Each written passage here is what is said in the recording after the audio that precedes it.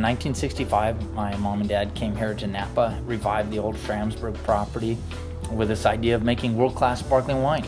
And so I was born a month after that very first harvest. Hugh Davies, son of the founders of Schramsberg, continues the tradition of making some of the world's finest sparkling wines. Schram was the first to plant vineyards up in the hills, where it'd be a little more expensive, of course, to clear the land and cultivate with the idea of lower yields and high quality.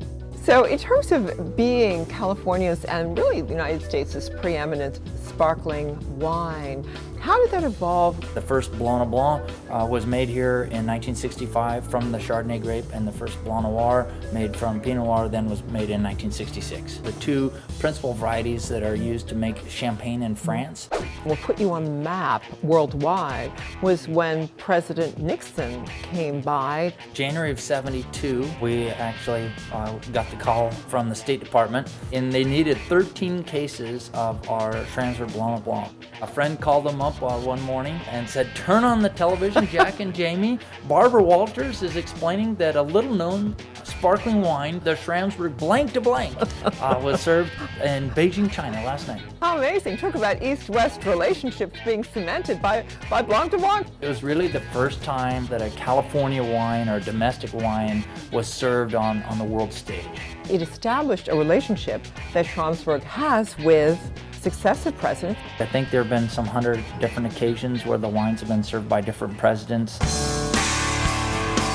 Lives of Style sommelier Gilles de Chambord takes us into the caves at Schramsberg. Tell us exactly what's going on over here in these wonderful, beautiful caves. The caves are used for storing and fermenting and aging the wines. They have over 2.7 million bottles aging and improving.